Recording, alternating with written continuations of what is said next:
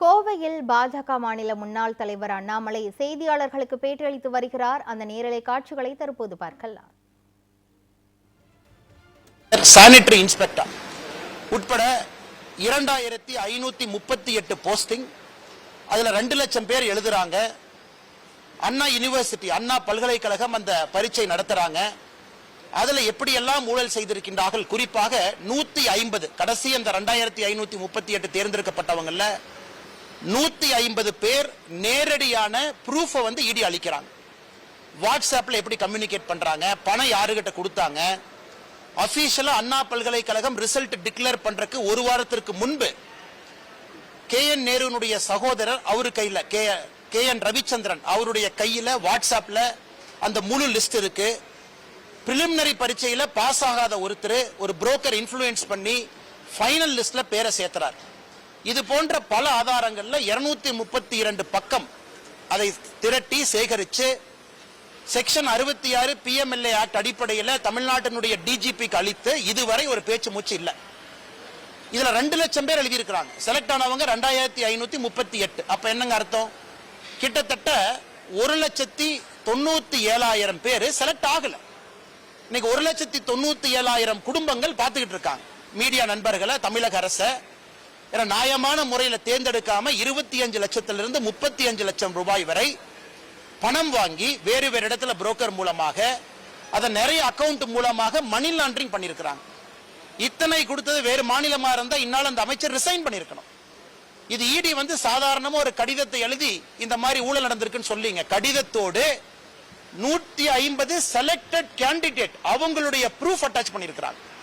அதன் பிறகு KN Ravichandran, KN Manivannan, KN நேருனுடைய உடன் பிறந்த சகோதரர்கள் 2 பேரு, அந்த ட்ரூ வேல்யூ ஹோம்ஸ்ல பணிபுரியக்கூடிய 4 பேர், 6 பேர்த்தினுடைய வாட்ஸ்அப் மொபைல் போனுடைய டிரான்ஸ்கிரிப்ட்.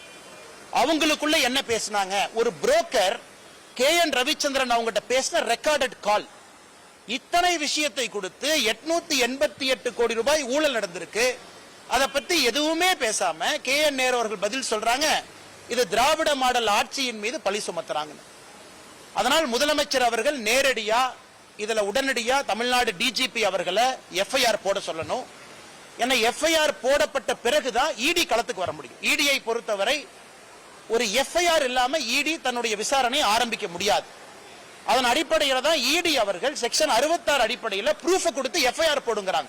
EDக்கு FIR போடுவதற்கு அதிகாரம் இல்லை. அதன் பிறகு சம்பந்தப்பட்டவர்கள் யாராக இருந்தாலும் ED நடவடிக்கை எடுக்கும். ஏன்னா அதுல மணி லாண்டரிங் நடந்திருக்கு. இது எதுவுமே இல்லாம காலையில முதலமைச்சர் அவர்கள் தன்னுடைய சமூக வலைதளத்தில் போடுறாரு, பாரத பிரதமர் நரேந்திர மோடி ஐயா அவர்கள் பீகார்ல இருந்து தமிழக மக்களை இன்சல்ட் பண்ணிட்டாங்க, தமிழ்நாட்டை பத்தி தப்பா பேசிட்டாங்க. பாரத பிரதமர் நரேந்திர மோடி அவர்கள் என்ன பேசினாங்க, தமிழ்நாட்டில் வசிக்கக்கூடிய, தமிழ்நாட்டிலே வேலை பார்க்கக்கூடிய பீகாரை சேர்ந்த இங்கே வேலை பார்க்கக்கூடிய சொந்தங்கள் தமிழ்நாட்டினுடைய திராவிட முன்னேற்ற கழகம் DMK அப்படிங்கிற வார்த்தையை பயன்படுத்துறார். திராவிட முன்னேற்ற கழகம் கட்சியினுடைய தலைவர்கள் அவமானப்படுத்துறாங்க. இதுதான் பாரத பிரதமர் நரேந்திர மோடி அவர்கள் பீகார்ல தேர்தல் பிரச்சாரத்தின் போது சொன்ன வார்த்தை.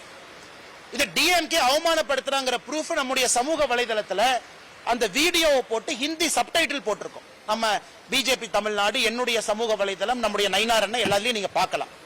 அதுல எப்படி தயாநிதி மாறன் அவர்கள் பீகாரில் இருந்து இங்க பணிபுரியக்கூடியவங்கள மிக மோசமா பேசினாங்க. TRB ராஜா, திரு பொன்முடி, திரு ராசா, இவங்க எல்லாமே வேறு வேறு காலகட்டத்தில் பான்பராக்கு வாய டாய்லெட் கட்டுறவங்க. இதை பேசியதான் பாரத பிரதமர் நரேந்திர மோடி அவர்கள் தமிழகத்தில் பீகாரை சார்ந்த தொழிலாளிகளை திராவிட முன்னேற்ற கழகத்தினுடைய தலைவர்கள் அவமானப்படுத்தினாங்க. அதனால இன்னைக்கு 888 கோடி ரூபாய் ஊழல் நடந்திருக்கக்கூடிய Tamil Nadu municipal administration, water supply, நகராட்சி நிர்வாகம் மற்றும் நீர் வழங்கல், இந்த துறையில இவ்வளவு ஆதாரத்தின் அடிப்படையில் ED கொடுத்தும் கூட அதை பற்றி வாயை திறக்காத முதலமைச்சர் திசை திருப்புவதற்காக பாரத பிரதமர் நரேந்திர மோடி அவர்கள் சொல்லாத ஒரு விஷயத்தை சொன்னதாக போய் பேசுறாங்க. இவர் எடுத்திருக்கக்கூடிய சத்திய பிரமாணத்துக்கு எதிராக நம்முடைய முதலமைச்சர் திரு MK ஸ்டாலின் அவருடைய நடவடிக்கை இருக்கு. சத்திய பிரமாணத்தை பொறுத்தவரை இந்திய அரசியல் அமைப்பு சட்டத்தை பாதுகாப்பதாக இருக்க வேண்டும், மக்கள் நலனுக்காக இருக்க வேண்டும்.